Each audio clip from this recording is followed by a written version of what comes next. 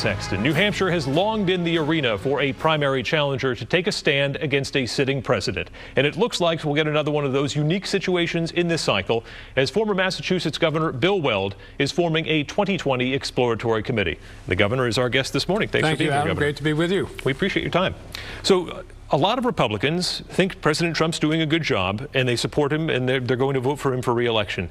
What's the case that you would make that he has earned a Republican primary challenge? Well, my analysis is the last 2 years have been unsettling and even wobbly, particularly on the international front. I mean, the president's favorite foreign leaders are dictators and despots. He goes out of his way to praise them. And on the other hand, longstanding Democratic allies, some of our closest neighbors and European allies, the president seems to go out of his way to humiliate them, not just criticize, but humiliate them. And that is no way to run a railroad for openers.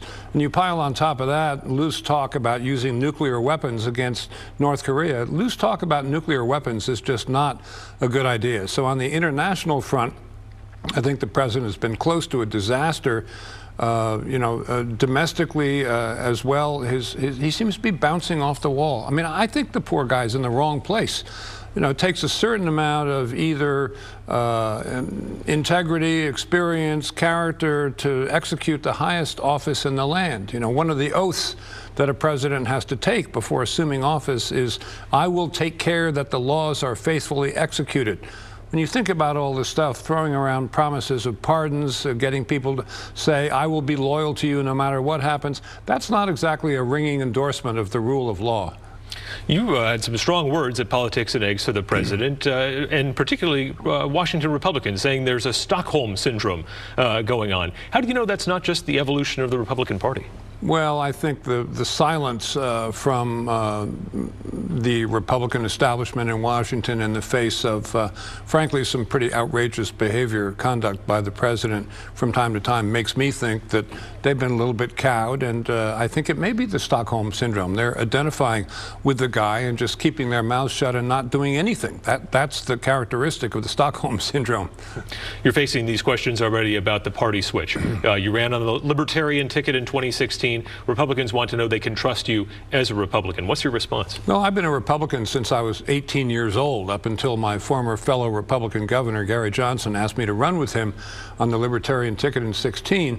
And I enjoyed that race a lot, and I've enjoyed getting around and meeting more people in that party. And there's plenty of people in that party that I know who could work in the federal government in Washington and do honorable and admirable service. So I don't feel that I've turned my back on them and I'm not going to forget them, but I've been a Republican my whole life. Unlike, I might say, Donald J. Trump, who's been a New York City Democrat almost all of his life. He's been a Republican about as long as he's been president of the United States. But I do believe in redemption, so I'm not criticizing the president for that. You can always change your party registration. It's what you do, no matter what party you're in. And I think I can make a case that, based on my experience, that I could do a better job than the incumbent. What would you do differently if you were president to secure the southern border? Well, I don't think we need to be absolutely manic about having an impenetrable 200-mile-long border. And I think the reason the president puts so much emphasis on that is it's symbolic. But I do understand that a lot of people in the 2016 election felt that, the government and the world had passed them by. And this morning, when I spoke at Politics and Eggs, I set out a detailed plan for how we could get those people to get the skill sets they're going to need to get the replacement jobs after artificial intelligence and robotics takes its toll. And hopefully they'll wind up with higher wages than they had when they came in. That would be speaking directly to the Trump voters. Speaking of wages, what do you think about this universal basic income? You have some Democrats starting to talk about that already. You know, I think we do need to focus on the income inequality in the country. I say that as a prudential matter, and if the income gets low enough, you can say it almost as a moral matter. If people can't support a family of four, you got to do something about it. I'm not sure having the government come in and dictate exactly how much everybody is supposed to make, as long as people can get to the point where the working poor have a shot at joining the middle class, that's fine. And I think you can get there without putting the government in charge of everything. Let's shift to foreign policy here. How would you change track from the current Republican president in terms of dealing with Vladimir Putin and Russia?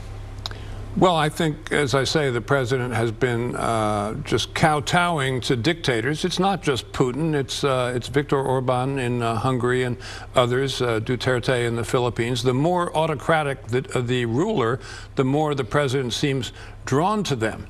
I don't think it's crazy to say we want better relations with Russia, but the president has taken that to extremes, like kicking the U.S. press out of the Oval Office and having his summit meeting with Mr. Putin in the Oval Office of the President of the United States with no press present and allowed except for TASS, which is the state organ of Russia.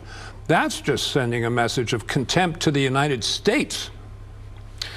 How about Syria? Do you support the withdrawal of U.S. troops from Syria? I do. I think the situation in Syria and Afghanistan, you know, we've been there a long time. We've been in Afghanistan almost 2 decades, and I do support a withdrawal there. I think asking people to go in and risk their lives for regime change when there's no threat to the security of the United States, I'd be very cautious about that. I mean, you read the list of the dead, they're all 23-year-old kids, you know, sending young men, young women out there to die because you in the White House or the administration don't like something about a foreign regime.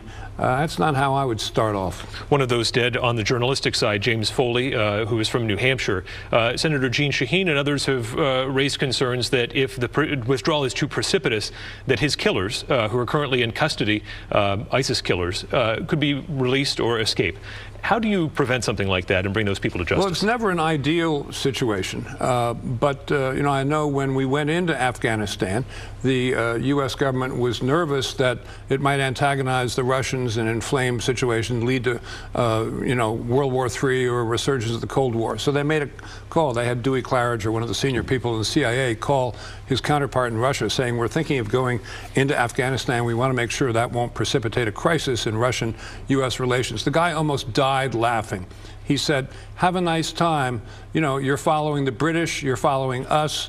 It was abject failure in both of our cases. Have a nice time. Well, we've been having that nice time for 17 or 18 years now.